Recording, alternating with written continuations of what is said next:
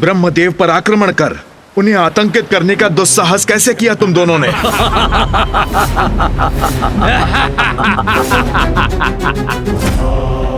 ओह, स्वयं तुम ही हो नारायण। तुम आ ही गए हमारे समक्ष। उचित किया। हमारा आदेश तो तुमसे युद्ध करना ही था। सर्वथा उचित है ये। उस वृद्ध देवता से तो हम बाद में निपट लेंगे। सर्वप्रथम तुम्हें ही नष्ट करते हैं। तुम्हें ही नष्ट करते हैं। ही नष्ट करते हैं।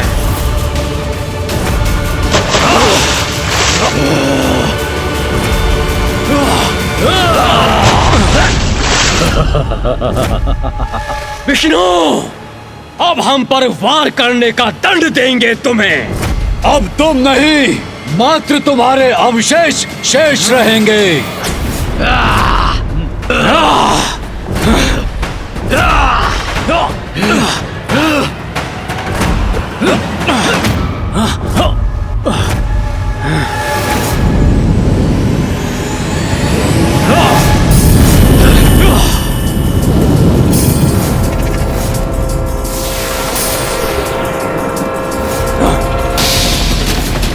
इन दोनों दुष्टों ने तो विष्णुदेव पर आक्रमण कर दिया।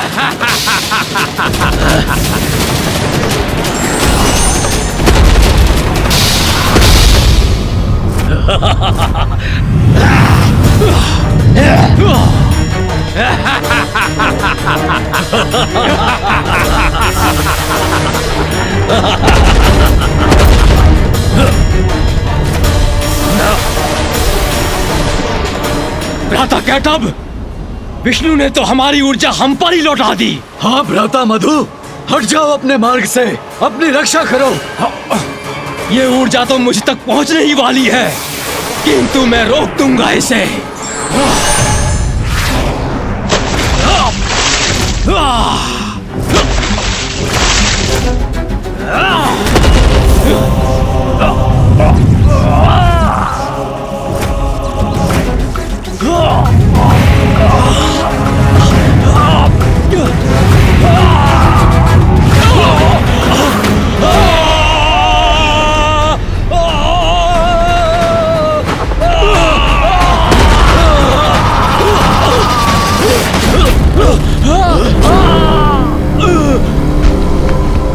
जो उचित था वही हुआ। ये दोनों दुष्ट असुर नष्ट हो गए। धन्यवाद नारायण। इन असुरों के साथ इनके आतंक का भी अंत हुआ। अब ब्रह्मदेव पुनः ध्यान मग्न हो सकते हैं।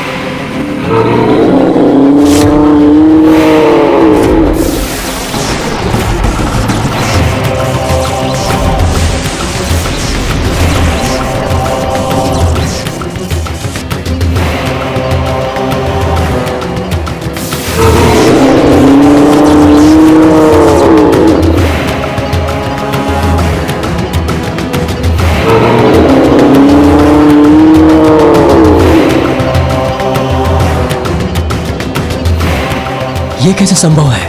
इन दोनों का तो वध कर दिया था नारायण ने। पुनर्जीवित हो गए ये, तो मैं पुनः इन्हें नष्ट करूंगा।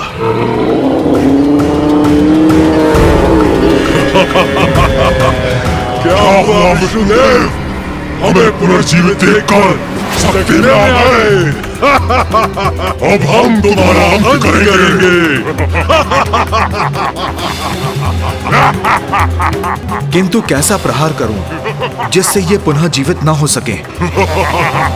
करो गुरु, हमारे अंत के उपाय का विचार अवश्य करो। हम पर वार भी करो, किंतु हमारा अंत कदापि नहीं कर सकोगे तुम विष्णुदेव।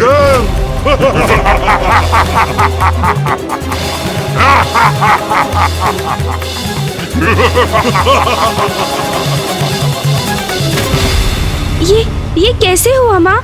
मामा जी के द्वारा मधु और कैटअप के वध करने पर भी वो पुनर्जीवित कैसे हो गए?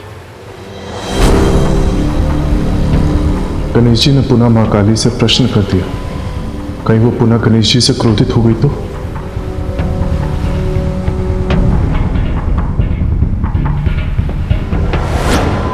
मैल तो आखिर मैल ही होती है, कितनी बार भी हटा दो पुनः एकत्रित हो ही जाती है। नारायण के कान के मैल से उत्पन्न हुए ये असुर कोई साधारण असुर नहीं थे, और उनमें प्राण तो मैंने ही फूके थे, तो उनका अंत इतनी सरलता से कैसे हो सकता था?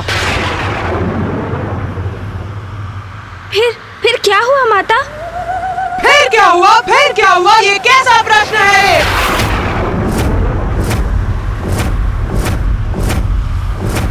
फिर वही हुआ जिसके लिए मैंने उन्हें उत्पन्न किया था, जिसके लिए मैंने उन्हें प्राण दिए थे।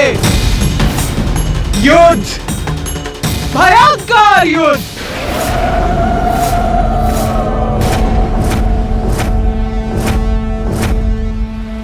युद्ध हुआ उन दोनों असुरों और मामा श्री हरि नारायण के मध्य।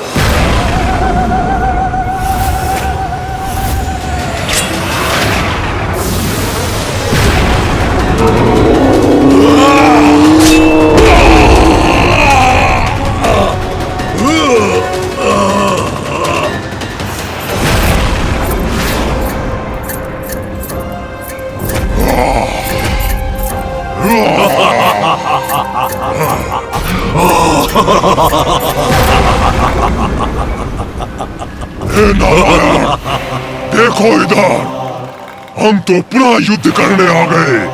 कुछ नहीं, तुम हमारा कुछ नहीं बिगाड़ सकते, अपितु हम तुम्हारा अंत अवश्य करेंगे।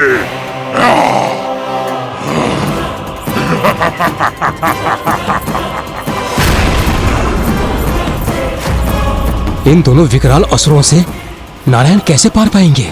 अग्नि प्रहार।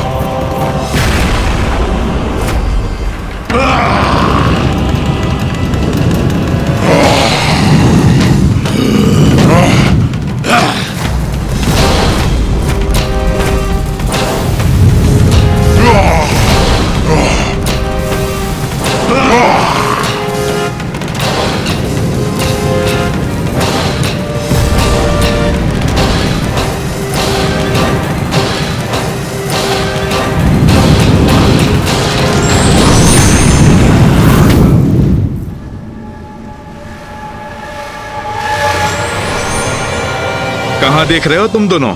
मैं वहां नहीं, मैं यहां हूं।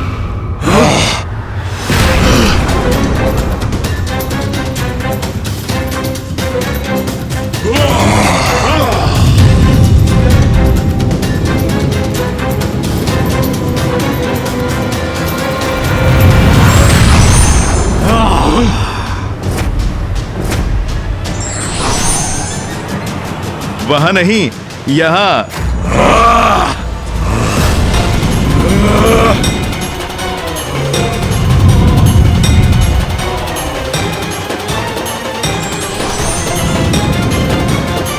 तुम तो मुझे ढूंढ नहीं पाए, किंतु मेरे शस्त्र तुम्हें अब और समय नहीं देंगे। अब मैं अपने पाश से तुम दोनों का अंत करूंगा।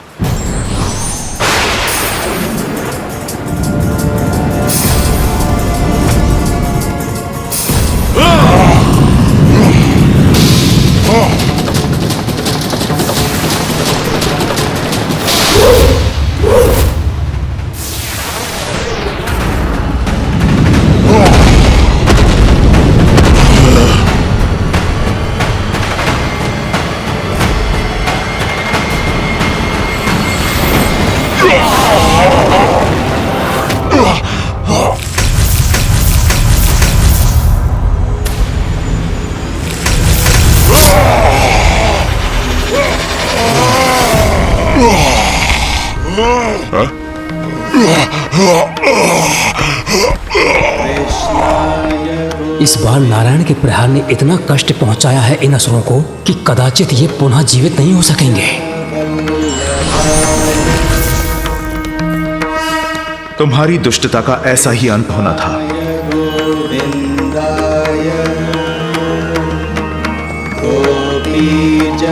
कदाचित इस बार सागर की गहराई में विलीन हो गए हैं ये दोनों। कृष्णाय गोविंदाय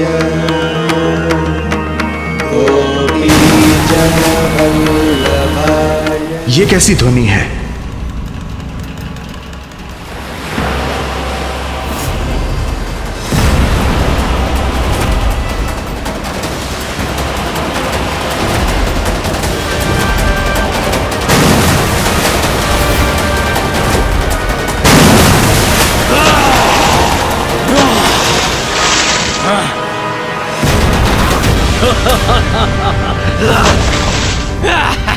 कहां जा रहे हो विष्णु?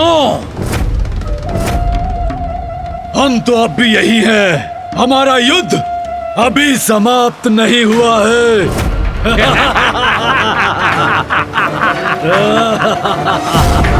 ये दोनों पुनः जीवित कैसे हो रहे हैं?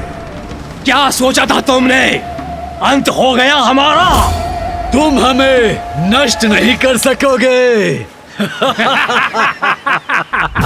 किंतु अब हम करेंगे तुम्हारा अंत।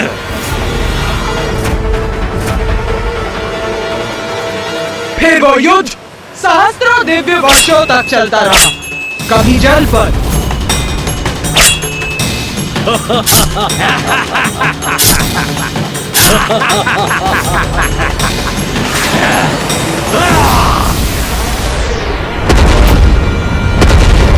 विष्णुदेव, लो अब संभालो हमारा प्रहार।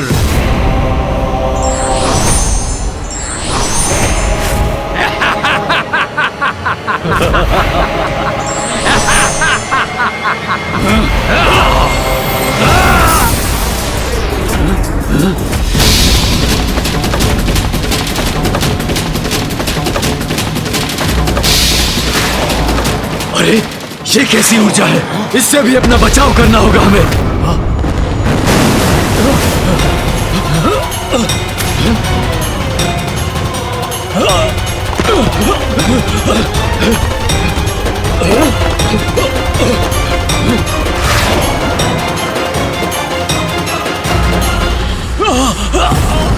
भ्राता कैटब, ये तो विचित्र कौतुक रचा है विष्णु ने। हाँ भ्राता मधु, जल को हिम में परिवर्तित कर दिया। इसका क्या कारण है? कारण अभी ज्ञात करना होगा। विष्णु से ही पूछ लेते हैं। ये क्या किया तुमने विष्णुदेव? जल को ही हिम बना दिया। हिम से वध करोगे हमारा? हिम से जड़ कर दूंगा तुम दोनों को। हिम से जड़ कर देगा हमें भ्राता कैटब? हाँ भ्राता मधु, ये तो छल है इसका। इससे हमें अपनी रक्षा करनी ही होगी। अब ये क्या करने वाला है?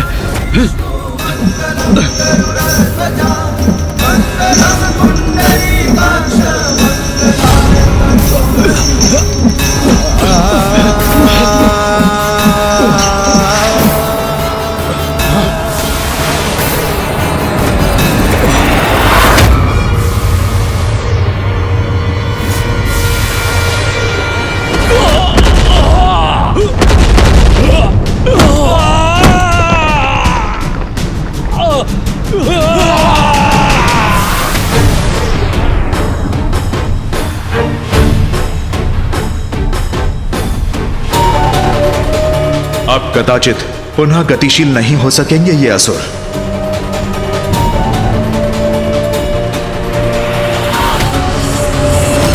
अंततः इन असुरों का अंत हो ही गया। और फिर कभी वो युद्ध स्थल पर पहुंच गया, जल के नीचे। किंतु युद्ध निरंतर चलता ही रहा।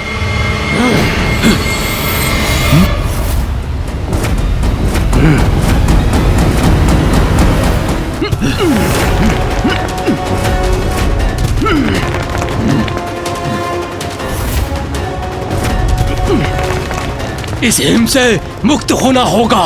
हाँ भ्राता मधु, फिर उस विष्णु के प्राण मुक्त करेंगे हम। अभी भी जीवन शेष है इनमें। इन दोनों के अंत का क्या उपाय है?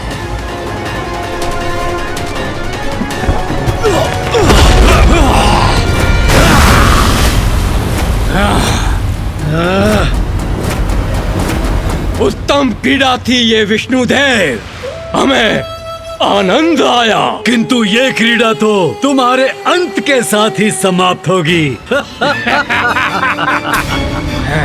इस बार किसी भी प्रकार इनका अंत अवश्य करूंगा मैं।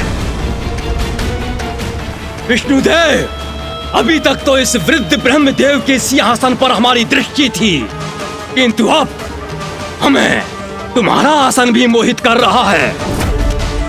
यह अनेक शीश वाला जीव जिस पर स्थित होकर तुम हम पर वार कर रहे हो, तुम्हें पराजित कर मैं तुम्हारे इस आसन पर अवश्य स्थित होऊंगा और मेरा भ्राता कैटभ इस वृद्ध ब्रह्मदेव के आसन पर। क्यों भ्राता कैटभ? हाँ भ्राता मधु, अब हमें ये शीघ्र करना चाहिए। इनका दुस्साहस अब सभी सीमाएं लांघ चुका है। अब इनसे निर्णायक युद्ध करना होगा मुझे। विष्णुदेव, अब शीघ्र तुम्हारे प्राण तुम्हारे शरीर से विलग करूंगा मैं।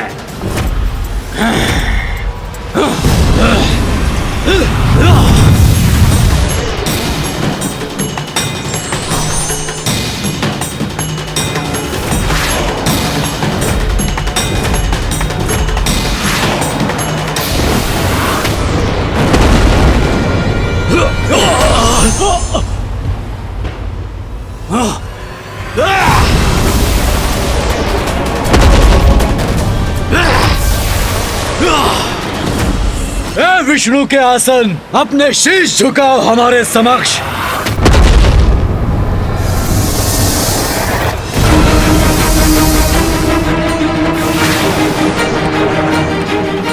ये तो विष प्रहार कर रहा है हम पर।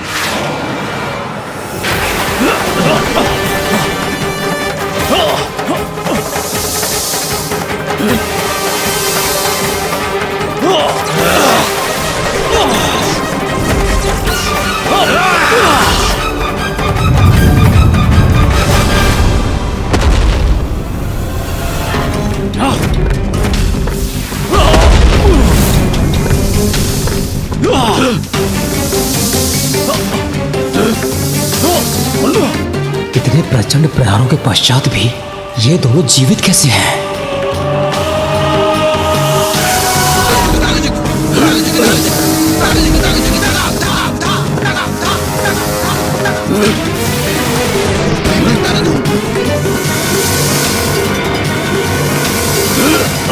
बस बहुत हुआ दोस्त, अब तुम्हारे प्रहारों का भी अंत करना ही होगा।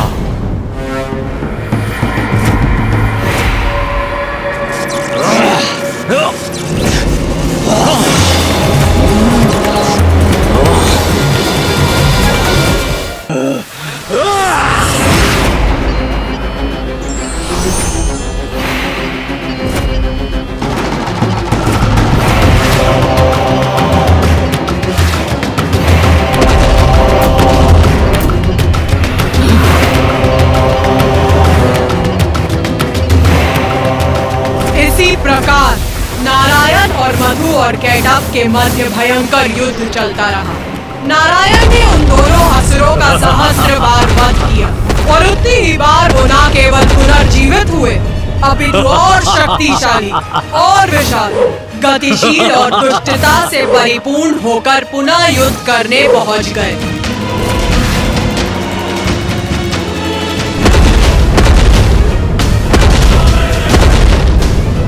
ये कैसे असुर हैं जिनका वध नारायण भी नहीं कर पा रहे हैं?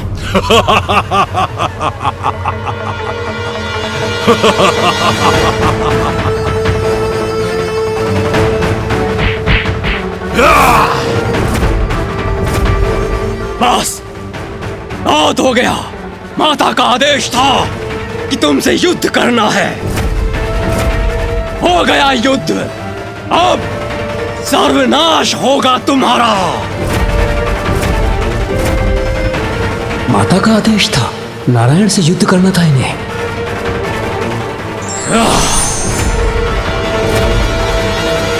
फिर क्या हुआ माता?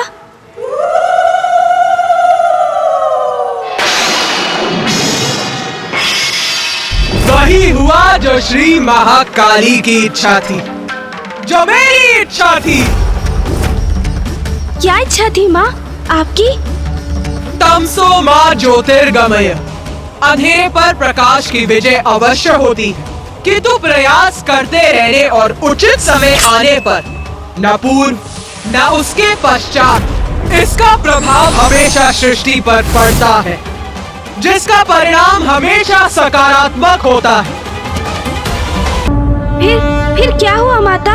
वही हुआ जो श्री महाकाली की इच्छा थी, जो मेरी इच्छा थी।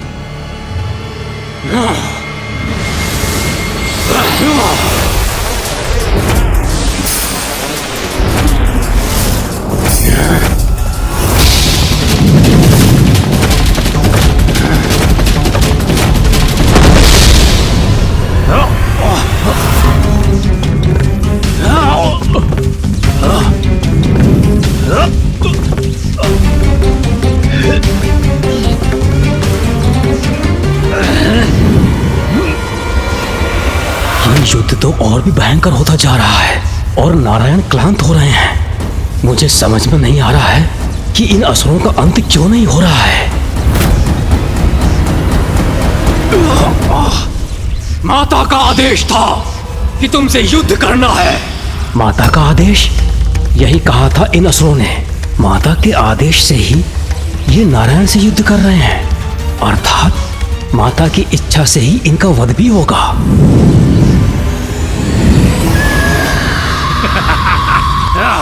उसी एक पल में अचानक से ब्रह्मदेव के ज्ञान चक्षु खुल गए और वो समझ गए कि जो भी हो रहा है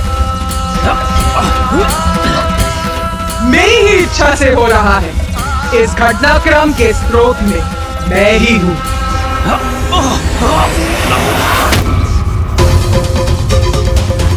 श्री महाकाली, हमको जन्म देने वाली देवी महाकाली, आप ही स्वधा, आप ही वशकार हो।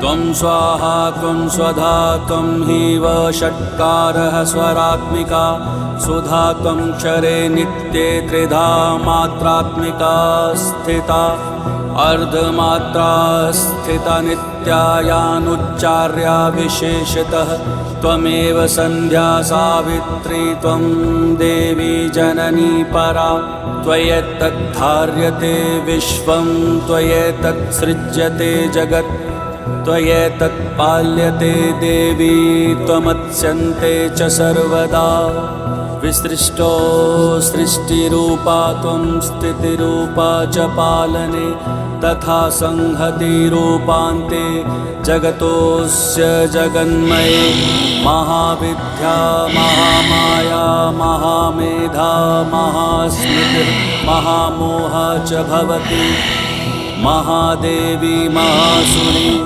प्रकृतिस्त्वं च सर्वस्य गुणत्रयविभाविनी कालरात्रिर्महारात्रिर्मोहरात्रिश्च दारुणा त्वं श्रीस्त्वमीश्वरी त्वं ह्रीस्त्वं बुद्धिर्बोधलक्षणा लज्जा पुष्टिस्तततुष्टिस्त्वं शान्तिक्षान्तिरेव च खड्गिनी शूलिनी घोरा गदिनी चक्रिणी तथा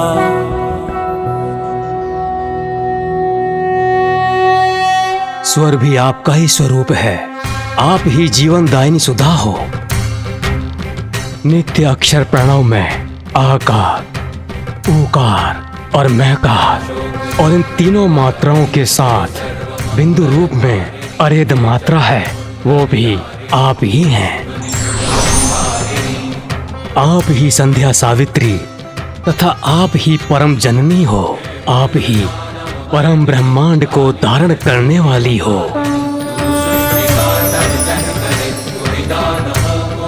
और आपसे ही इस जगत की सृष्टि होती है। आपसे ही इसका पालन होता है और कल्प के अंत में आप ही सबको ग्रास बनाकर प्रलय लाती हैं। जगत की उत्पत्ति के समय आप सृष्टि रूपा हो, पालन के समय आप स्थिति रूपा हो और प्रलय के समय संहार रूपा भी आप ही हो।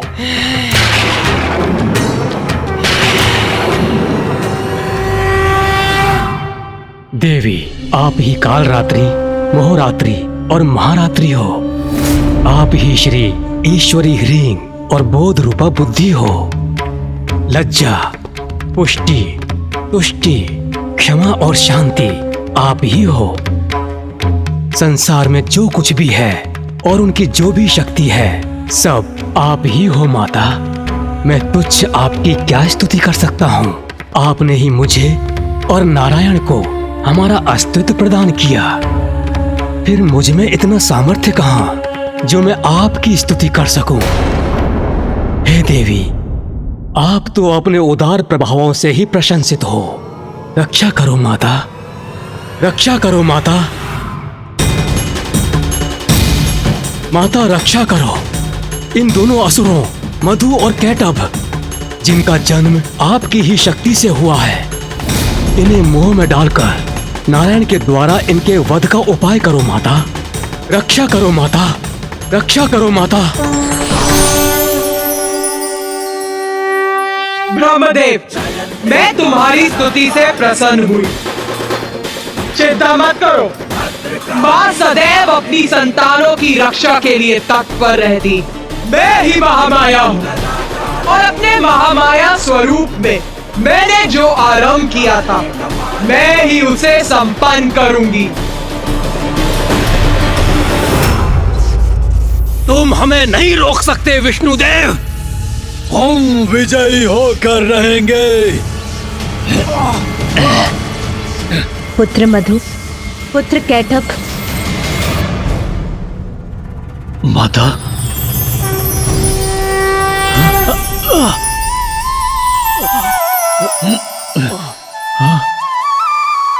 देवी महामाया? देवी महामाया ही इन असुरों का कोई उपाय करेंगी। देवी महामाया क्या इन असुरों को रोक सकेंगी? देवी महामाया की माया से अवश्य भ्रमित होंगे ये दोनों।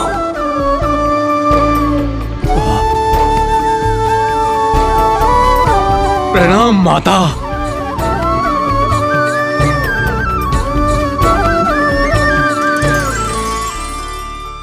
माता, आपकी आज्ञा का पालन कर रहे हैं। हम विष्णुदेव से युद्ध कर रहे हैं और विजय की ओर अग्रसर हैं। पुत्रों, इसमें कोई संदेह नहीं कि तुम दोनों बड़ी तत्परता और कुशलता से युद्ध कर रहे हो। किंतु युद्ध में विरोधी योद्धा का सम्मान भी एक योद्धा का धर्म होता है। विरोधी अर्थात अपने शत्रु का सम्मान। जो हमसे युद्ध कर रहा है, हम उसका सम्मान करें, ये तो हमारी प्रवृत्ति नहीं। पुत्रों, इसमें कोई संदेह नहीं कि नारायण इतनी कुशलता से तुम्हारा सामना कर रहे हैं। इसीलिए उनके सम्मान स्वरूप और युद्ध के पूर्व उन्हें एक वरदान दो। इसी में तुम्हारी महानता है।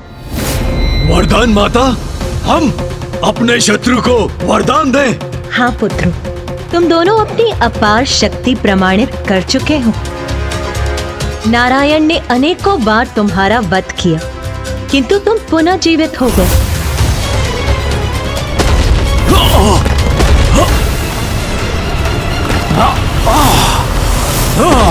इसलिए उन्हें वरदान देने से तुम्हारी शक्ति क्षीण नहीं पड़ेगी, किंतु तुम ये सिद्ध करोगे कि शक्तिशाली होने के साथ साथ तुम कितने उदार भी हो, और उदारता तो महानता का ही लक्षण है। जैसी आपकी आज्ञा माता।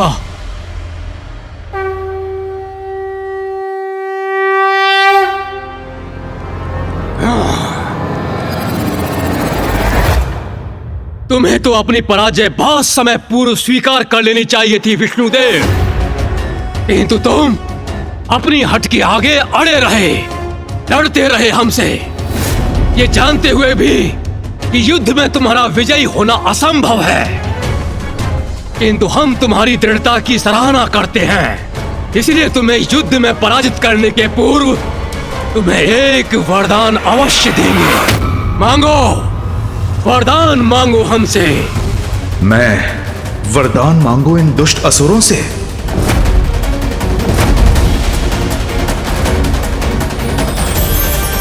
मैं समझ गया, ये आपकी ही लीला है देवी। वही होगा जो आपकी इच्छा है।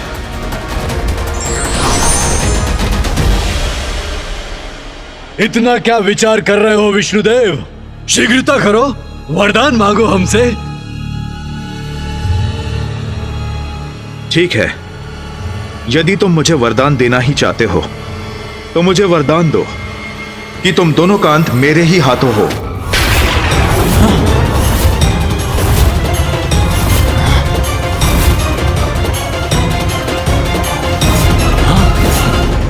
हमारा अंत हो इसके हाथों? हम तो इसका अंत करेंगे, फिर ये हमारा अंत कैसे कर सकता है? भ्राता कैटअप, ये कैसा वरदान मांग लिया विष्णु ने?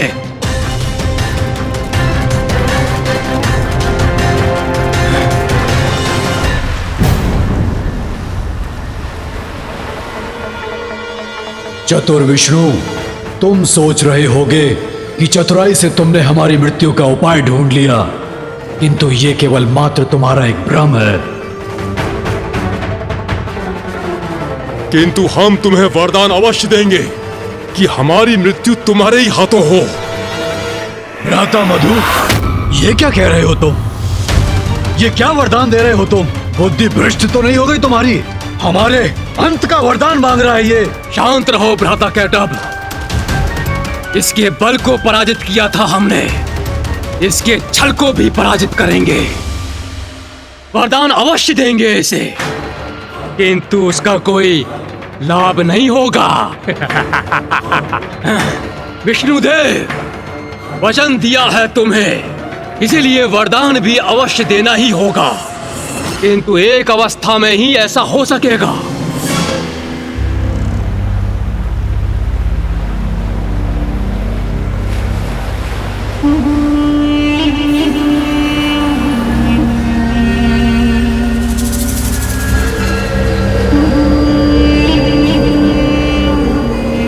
हम तुम्हें वरदान देते हैं कि हमारा वध तुम्हारे हाथों होगा, किंतु तुम जल में हमारा वध नहीं कर सकोगे।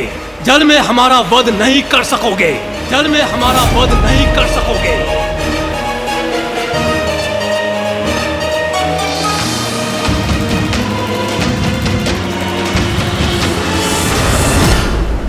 यहाँ तो सर्वत्र जल ही जल है, फिर इन दोनों का वध कहाँ करेंगे वो?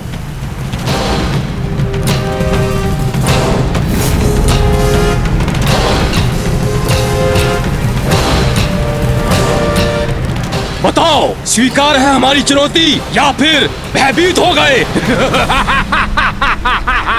स्वीकार है, स्वीकार है, स्वीकार है। तो प्रतीक्षा क्यों कर रहे हो? आगे बढ़ो, आओ, वध करो हमारा। किंतु यदि मामा जी उनका जल में अंत नहीं कर सकते थे, तो फिर ये कैसे संभव था? वहाँ तो जल ही जल का विस्तार था। मैं कुछ समझा नहीं माँ। आपने ही मधु और कैटअप को मामा जी को वरदान देने का सुझाव दिया और मामा जी को मधु कैटअप से ये वरदान मांगने के लिए प्रेरित किया कि वो उन दोनों असुरों का अंत कर सके। और फिर मधु ने वरदान भी दिया, किंतु ऐसी स्थिति के साथ जिससे मामा जी द्वारा उनका वध करना असंभव हो जाए। गणेश जी का प्रश्न तो सर्वथा उचित है। ऐसी अवस्था में नारायण ने उन असुरों का वध कैसे किया होगा? गणेश के इस प्रश्न का उत्तर देवी श्री महाकाली के द्वारा ही दिया जाना उचित है।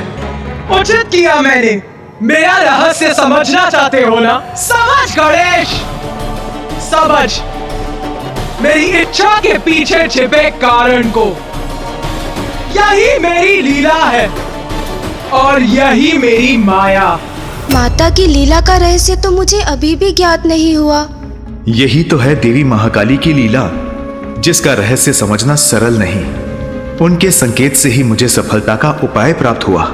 इतना स्तंभित क्यों खड़े हो नारायण? क्या हुआ? हमारी दान वीरता से स्तब्ध हो क्या? अरे तुमने वरदान मांगा और हमने दे दिया, तो आओ अब युद्ध करो। करूंगा, अवश्य करूंगा युद्ध तुमसे, और वध भी करूंगा तुम्हारा।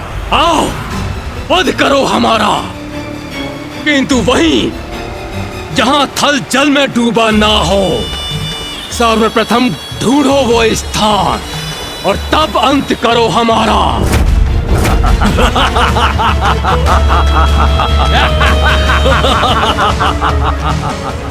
अवश्य अवश्य अवश्य, तुम्हारी ये मनोकामना मैं अवश्य पूर्ण करूंगा। राता कैटअप, इसके छल का तो उचित उत्तर दिया मैंने।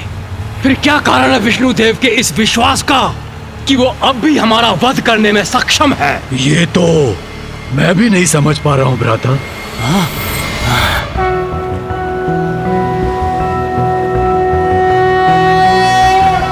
शांताकारं भुजगशयनं पद्मनाभं सुरेशं विश्वाकारं गगनसदृशं मेघवर्णं शुभांगं लक्ष्मीकान्तं कमलनयनं योगिहृदध्यानगम्यं वन्दे विष्णुं भवभयहरं सर्वलोकैकनाथम्।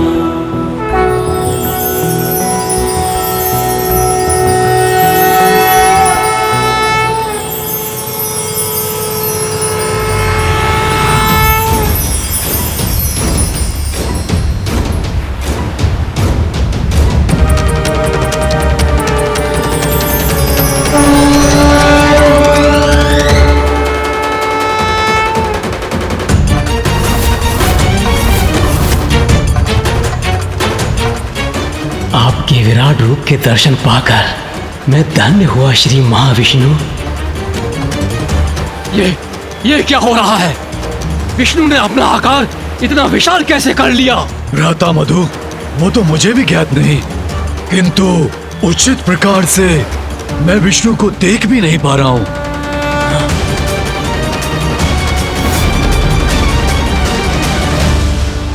हमारा वध असंभव है, किंतु फिर भी मुझे भय का आभास क्यों हो रहा है? भ्राता मधु, भयभीत तो मैं भी हो रहा हूँ।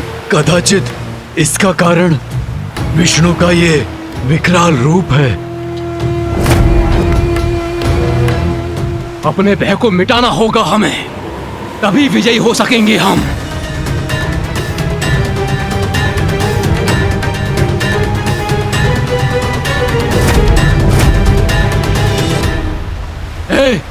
हे विष्णु, ये क्या कर रहे हो तुम? ये मत समझो कि तुम्हारे इस विशाल रूप को देखकर भयभीत हो जाएंगे हम। और तुम हमारा वध कर सकोगे? स्मरण रहे, स्वीकार किया था तुमने, जल में हमारा वध नहीं करोगे तुम, इसलिए तुम हमारा वध नहीं कर सकते। हाँ, क्योंकि यहाँ तो सर्वत्र जल ही जल है, और यदि आप अपने विशाल आकार से हमें भयभीत करना चाहते हो तो मत भूलो, हम भी विशाल आकार ले सकते हैं।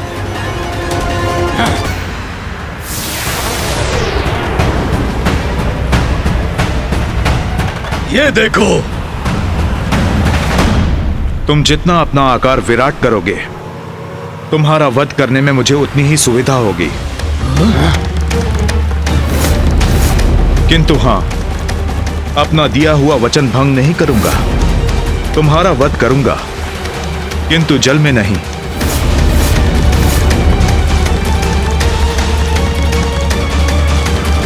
भ्राता कैटअप, हमारे विशाल होने से इसे सुविधा होगी। हाँ भ्राता मधु, हम और विशाल नहीं होंगे। इसकी असुविधा में तो आनंद आएगा ना हमें, और वैसे भी ये अभी भी हमसे विशाल ही है।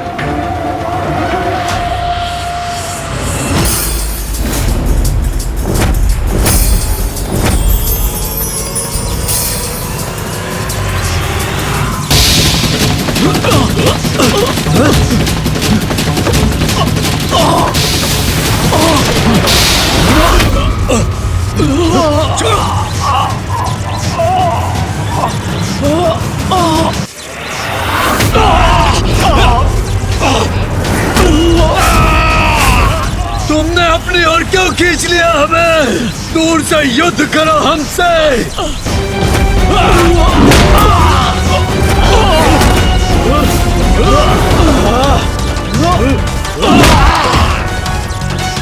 तुम दोनों असुर देवी महामाया की आज्ञा का पालन कर रहे थे ना?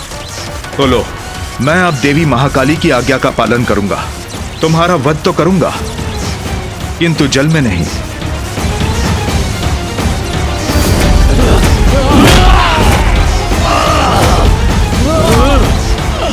अरे ये क्या कर रहे हो? मुक्त करो मुझे। अब तुम दोनों का अंत होगा।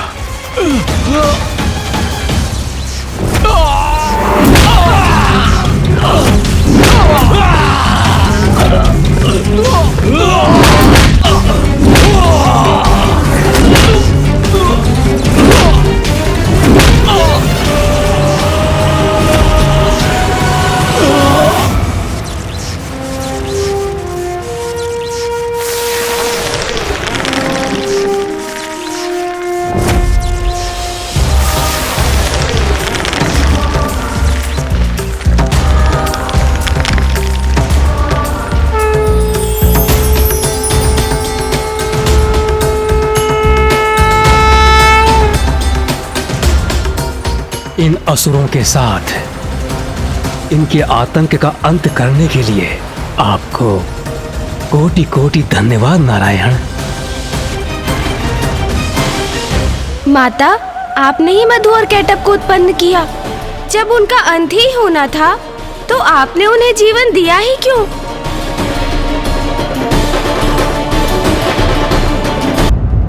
माता, आपने ही मधु और कैटअप को उत्पन्न किया।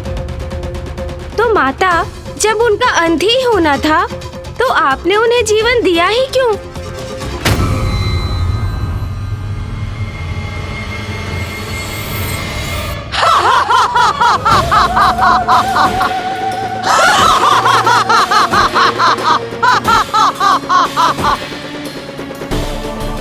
माता श्री महाकाली का यह अट्टहास तो भयभीत करने वाला है।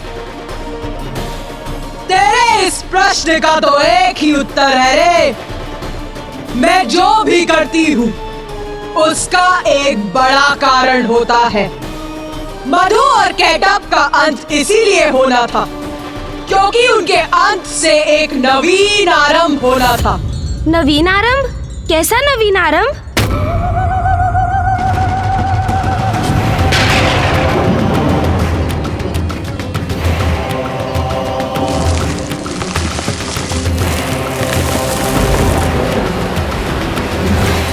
हाँ रे, नवीन आरंभ, क्योंकि मधु और कैटअप के खंडित शरीरों की मोधनी एक साथ आने से जल पर चलायमान थल के अंश को कठोरता प्राप्त हुई और ये था आरंभ पृथ्वी का।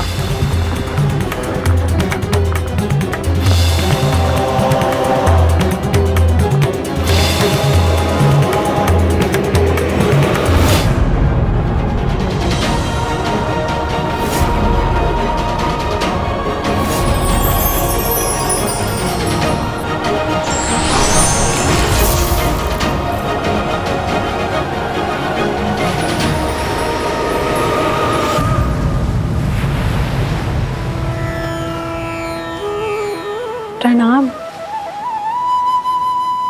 आपका कोटि कोटि धन्यवाद नारायण। आपके ही कारण मधु और कैटअप के शरीर के मेदिनी से मेरी सतह कठोर हुई है। अब इस पे सृष्टि संभव हो सकेगी। देवी पृथ्वी, धन्यवाद मेरा नहीं, देवी महाकाली का कीजिए, जिनकी लीला से मधु और कैटअप उत्पन्न हुए और मैंने उनका अंत किया। मैं तो मात्र उनकी लीला में सहायक था। सृष्टि का पुनः निर्माण उन्हीं की लीला का परिणाम है।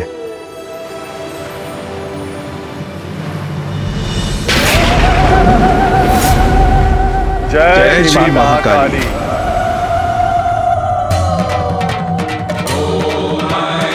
हम कृतार्थ हुए माता, आपकी अद्भुत लीला की और आपकी लीला के परिणाम स्वरूप सृष्टि के पुनर्निर्माण की कथा सुनकर।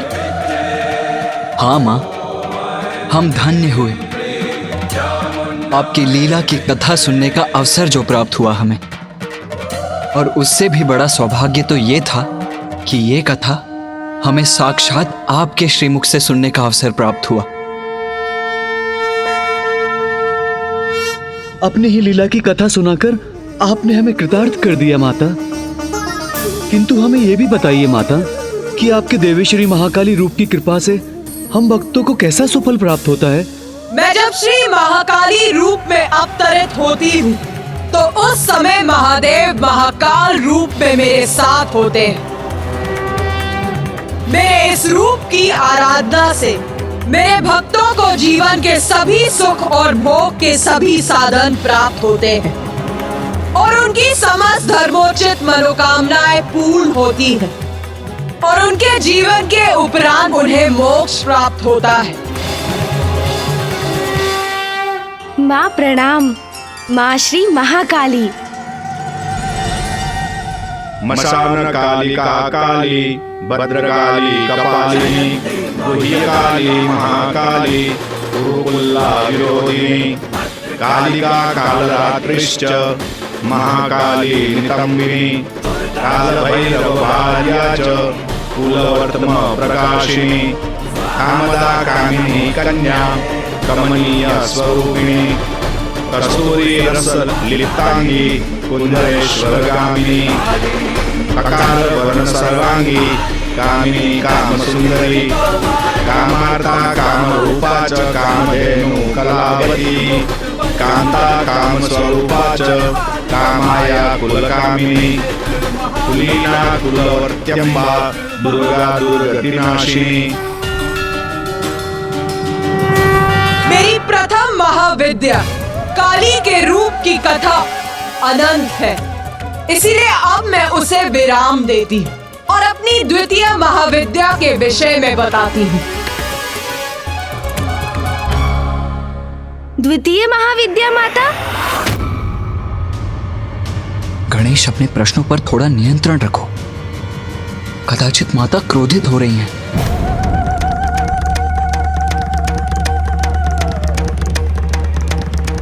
माता श्री महाकाली का प्रचंड क्रोध जागृत हुआ तो कदाचित हम सभी उसमें भस्म हो जाएंगे।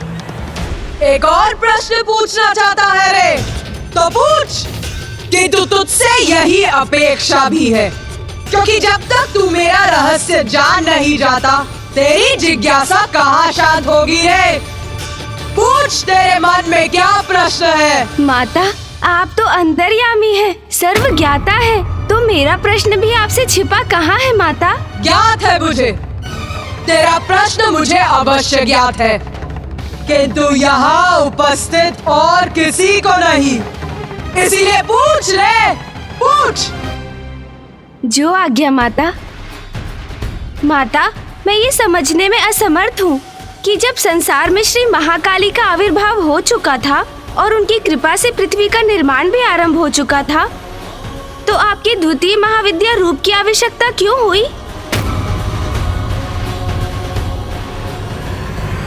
इसमें समझने का जो भी है मैं पूर्व में ही कह चुकी हूँ गणेश। महादेव के साथ मिलकर संसार के निर्माण, पालन और संहार का कार्य है मेरा, और अपने इन सभी कार्यों के संपादन के लिए मैं अपने 10 महाविद्या रूप प्रकट करती हूँ। मैंने अपने महाकाली रूप में मधु और कैटब के शरीर से पृथ्वी के कठोर धरातल का निर्माण करवाया, किंतु उससे सृष्टि का सृजन पूर्ण नहीं हुआ था, क्योंकि जल और थल तो अब थे, किंतु और कुछ नहीं था, इसीलिए सृष्टि अभी भी अपूर्ण थी।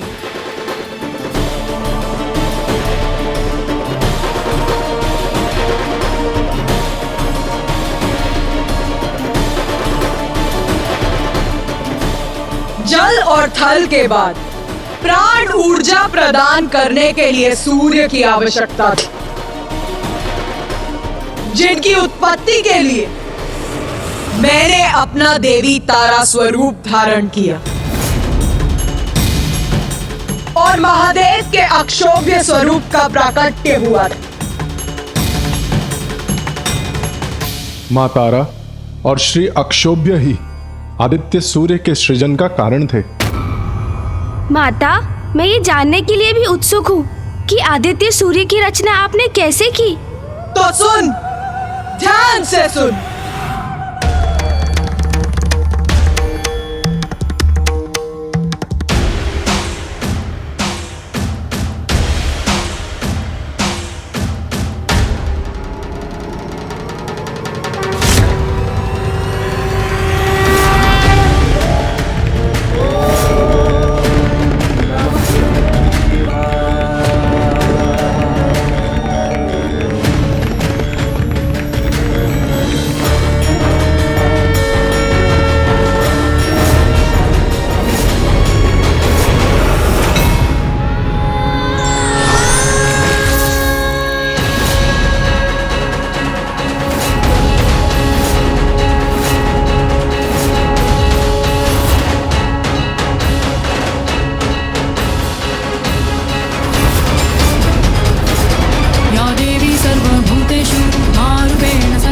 आदित्य सूर्य के बिना पृथ्वी हिमाच्छादित थल पिंड मात्र थी, जिस पर जीवन संभव नहीं था। इसीलिए देवी तारा का उद्भव हुआ, जिनसे आदित्य सूर्य को उत्पन्न होकर पृथ्वी पर ऊष्मता और प्रकाश का संचार करना था। वो देवी तारा मेरी द्वितीय महाविद्या, सर्वथा असाधारण स्वरूप है मेरा।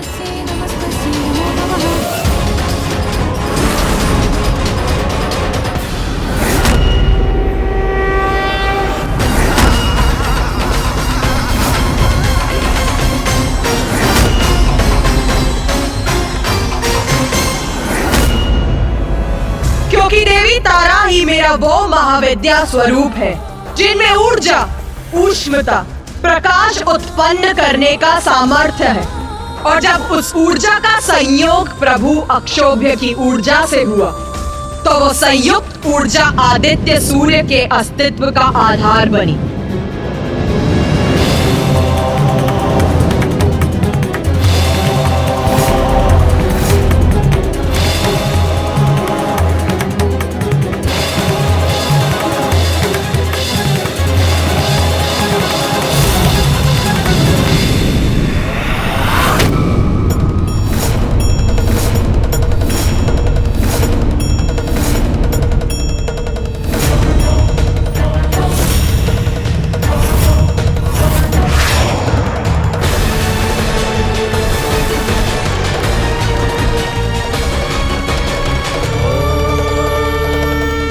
जब देवी तारा और प्रभु अक्षोभ्य की संयुक्त ऊर्जा सागर के जल में समाहित हुई, तो वहां अनेकों प्रज्वलित ऊर्जा पिंड उत्पन्न हुए, जिनसे ऊर्जा का अद्भुत विस्तार हुआ।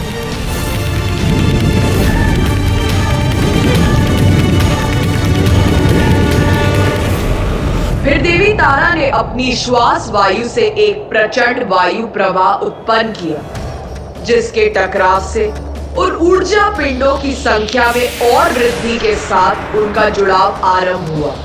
और तब जल के भीतर निरंतर बढ़ती ऊर्जा के केंद्र आदित्य सूर्य का आकार दिखाई देने लगा।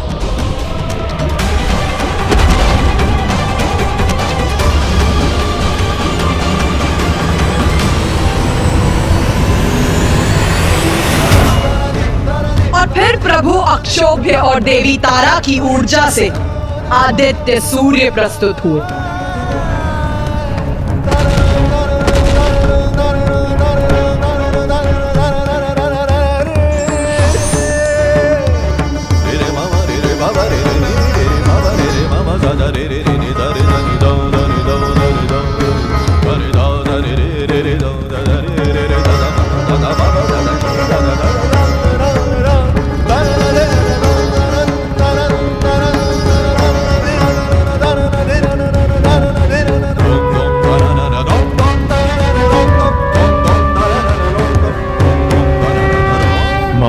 प्रभु अक्षोभ्य, आपसे जीवन पाकर मैं कृतार्थ हुआ। मुझे उत्पन्न करने के लिए आपका कोटि कोटि धन्यवाद। मैंने पृथ्वी पर जीवन का संचार करने के लिए आपको जन्म दिया है। अब आप अपने स्थान पर रहकर सृष्टि को ऊष्मता, प्रकाश और जीवन दायिनी ऊर्जा प्रदान करें। दिवस और रात्रि उत्पन्न करेंगे पृथ्वी पर ऋतुओं का चक्र स्थापित करेंगे। अब आप प्रस्थान कीजिए और सभी को जीवन देने का अपना दायित्व संभालिए। उचित है माँ।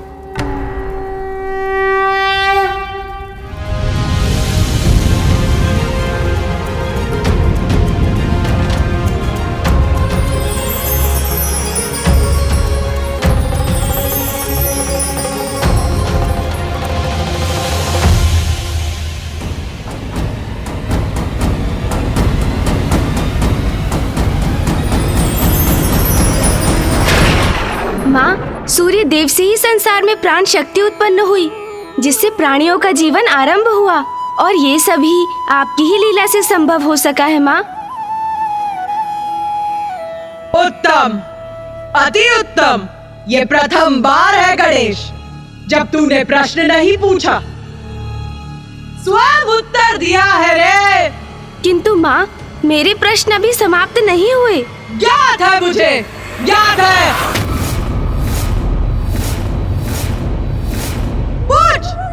पूछ रे। माता, हमें बताइए ना, आपकी द्वितीय महाविद्या स्वरूपनी देवी श्री तारा के नाम का क्या अर्थ है? क्या रहस्य है इसके पीछे माँ? तारा अर्थात जगत को तारने वाली।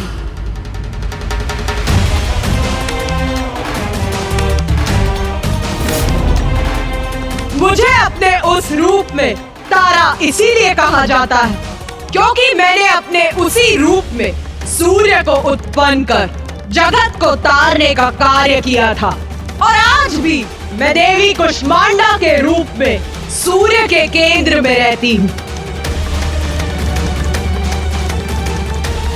उनकी अधिष्ठात्री हूँ। ऐसा क्यों माता? आदित्य सूर्य को उत्पन्न करने और उन्हें उनका दायित्व समझाने के बाद आपको उनके केंद्र में स्थित रहने की क्या आवश्यकता है? आदित्य सूर्य को उत्पन्न करने और उन्हें उनका दायित्व समझाने के बाद आपको उनके केंद्र में स्थित रहने की क्या आवश्यकता है? क्योंकि सूर्य की शक्ति का स्रोत मैं ही हूँ रे। मेरे बिना उनकी ऊर्जा, उनका प्रकाश मंद पड़ शांत पड़ जाता है। सूर्य सृष्टि को जीवन प्रदान करते हैं, किंतु उसका कारण भी मैं ही हूँ रे।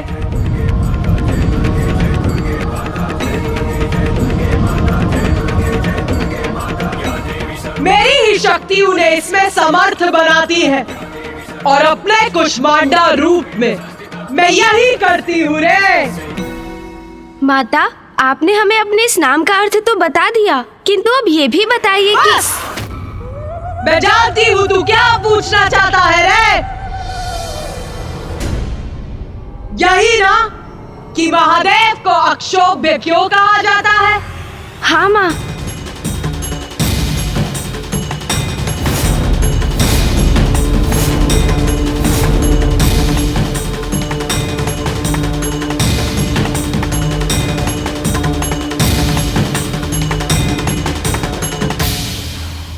अक्षोभ्य अर्थात जो प्रत्येक अवस्था में शोभ्य रहित रहे, और महादेव तो सदा अक्षोभ्य ही रहते हैं।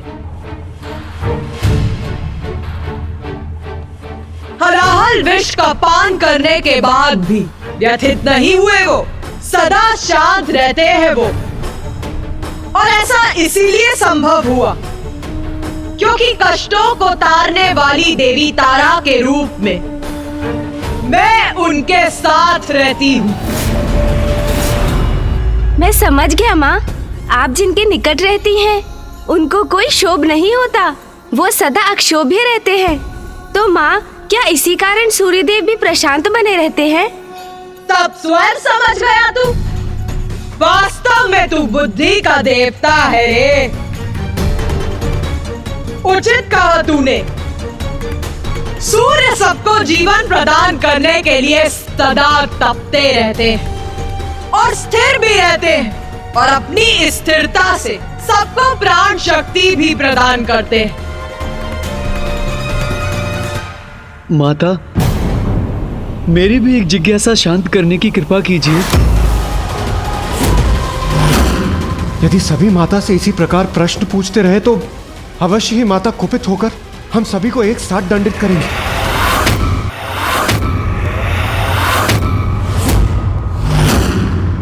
पूछ, तू भी पूछ, क्या है तेरी जिज्ञासा रे? माता, देवी तारा के रूप में आपकी पूजा से हम भक्तों को कौन से सुफल प्राप्त होते हैं, और माँ तारा के रूप में हमें दर्शन भी प्रदान करें। माँ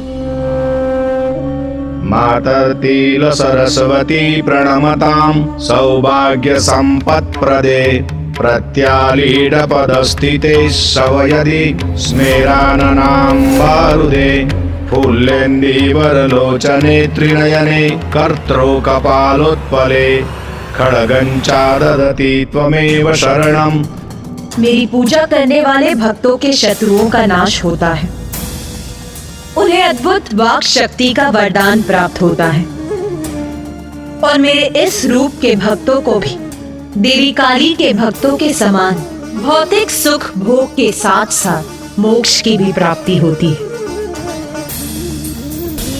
माता, ये तो मेरा सौभाग्य है कि आपने अपनी कथा सुनाकर और अपने भव्य और दिव्य दर्शन देकर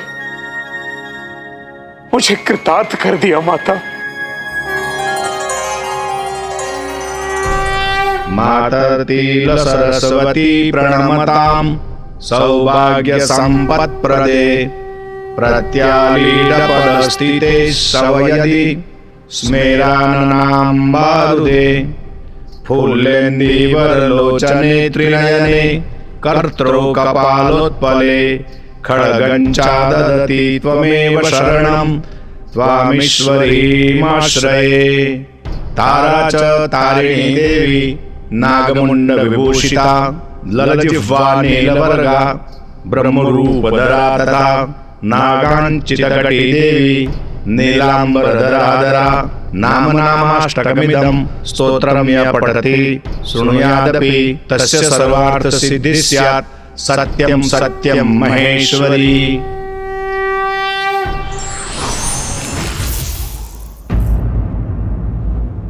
माता, आपने देवी श्री महाकाली रूप में पृथ्वी का निर्माण किया, फिर माँ तारा के रूप में सूर्य देव को उत्पन्न किया। जब पृथ्वी और जीवन के स्रोत सूर्य दोनों की रचना हो चुकी थी, तो आपकी तृतीय महाविद्या की क्या आवश्यकता थी? पृथ्वी, सूर्य, ये पर्याप्त है क्या? मैं कुछ समझा नहीं माता। तृतीय महाविद्या इसीलिए आवश्यक थी क्योंकि सृष्टि अभी भी अपूर्ण थी।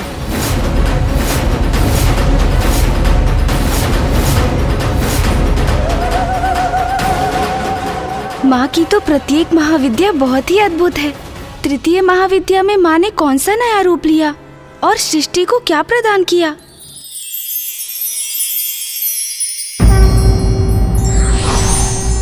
पूर्ण को अपूर्ण बनाने का दायित्व भी ईश्वर पर ही होता है, इसलिए बार बार उन्हें विभिन्न रूप में आना पड़ता है।